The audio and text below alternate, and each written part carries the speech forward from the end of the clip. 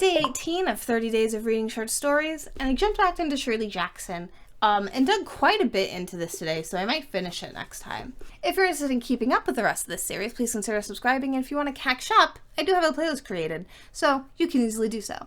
But first up, we have Flower Garden, which is about a city girl moving into a small town that, just as she starts to get comfortable, they really start to project their prejudices onto her. This one I think stood out so much because the stories leading up to it were really quite short, at least in comparison to what I'm used to and to what I was expecting, and I'm wondering if that's more of a modern trend, kind of skewing my perspective on that. But I liked being able to sit with these characters a lot longer. But that being said, I did also enjoy Colloquy, despite it being incredibly short. It is about a woman going to a doctor that is not her GP, explicitly for the reason that her husband does not find out, simply to ask, how does one know if they're going insane? Men in Their Big Shoes was aggravating, to say the least, with its extreme passive aggression between employee and employer. But it was difficult to read because these two women are talking to each other while also having completely different conversations with one another.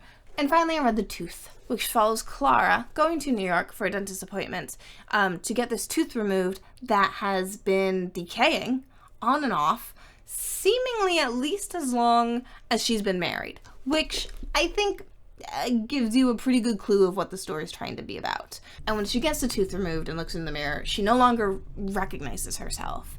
And I think it's saying that this part of her, that even though it's been a pain and annoying and has caused her a lot of headache, it's been a part of who she has been for so long that now that it's removed, she doesn't know who she is. She has lost that part of her identity. And the very end leaves plenty of room for depth and interpretation.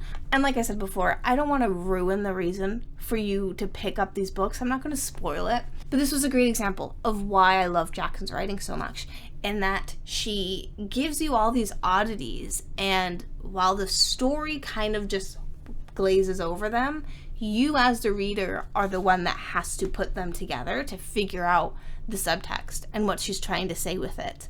So I'm very excited to read The Lottery for the first time next time I pick this up and give a grand total review about what I feel about Shirley Jackson's short stories.